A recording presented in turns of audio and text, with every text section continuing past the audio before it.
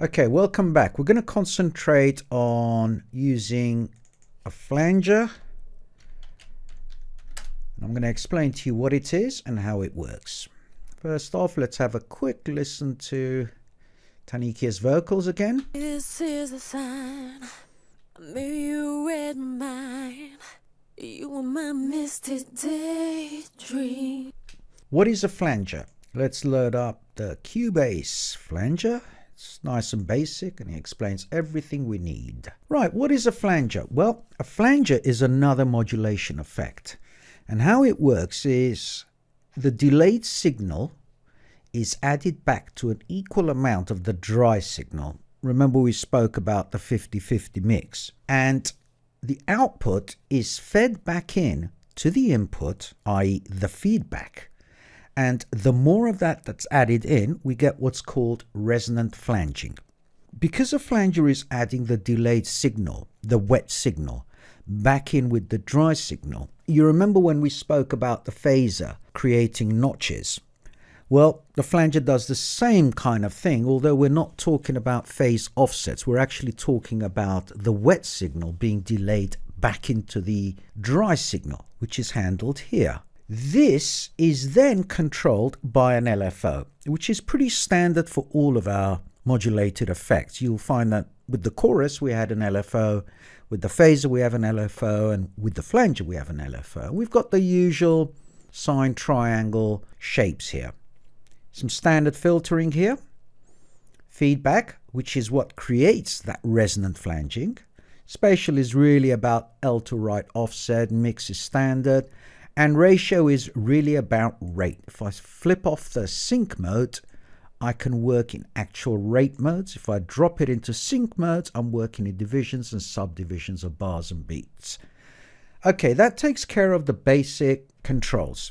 Now let's talk a little bit about what the flanger effect does when the output is fed back into the input. We get the same issue as we did before with the phaser. Now, because the phaser had phase offsets for all of its filters, this one doesn't. This one delays the signal that you feed back in. So depending on how much you delay by, this will accent or intensify the comb effect or abate it, depending on the delay setting you select. Now, comb filtering, think of, and I explained this in the phaser tutorial, think of holding up a comb upside down. You'll see it has all of these teeth. We call those notches.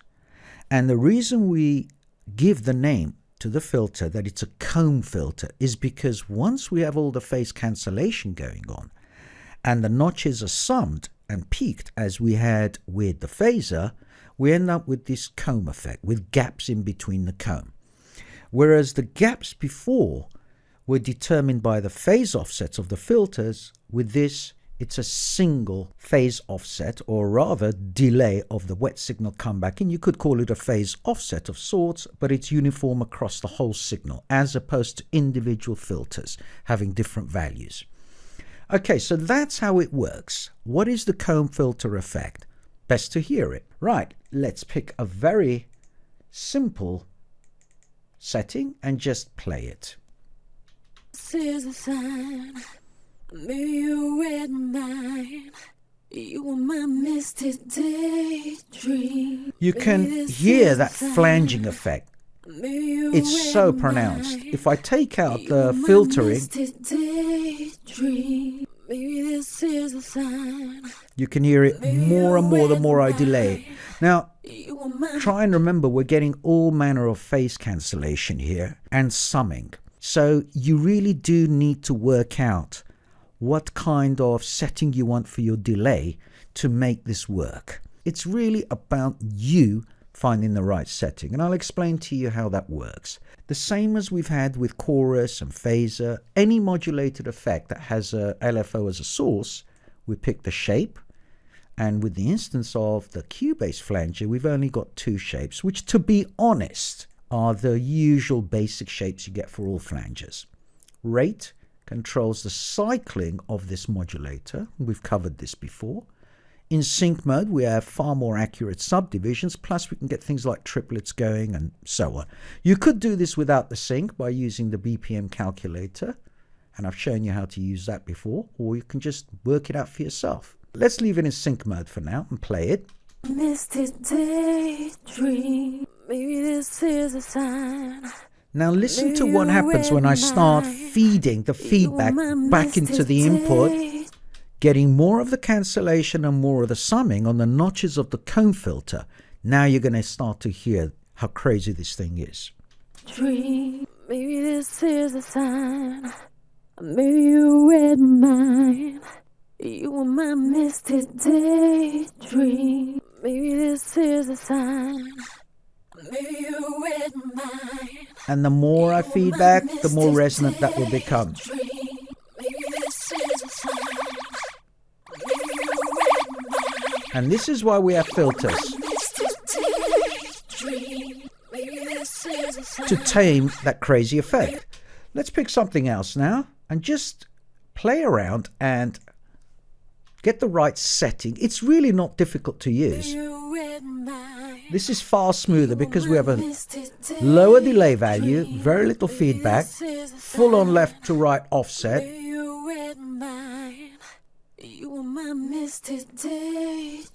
And because we have this wonderfully subtle setting that has a low high bandwidth here and a bandwidth here on the delay section, we get very slow, not tremolo, but just slight wobbling effect, which is quite lovely. That extremes it out because we're cycling faster.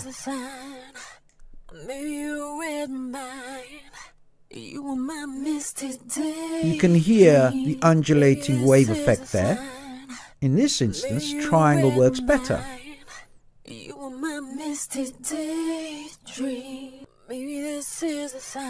All of these little things that are moving left and right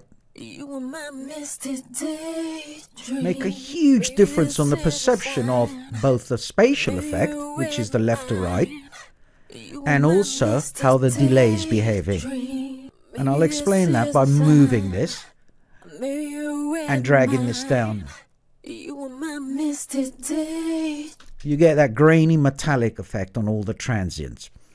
This is a nice and simple flanger, and it really does what it says on the tin. We can also create our own pseudo flanging effects, or if you have something more detailed like the timeless 2 delay, which we have used before, you can create flanging effects. You were my misty daydream. Maybe this is a sign.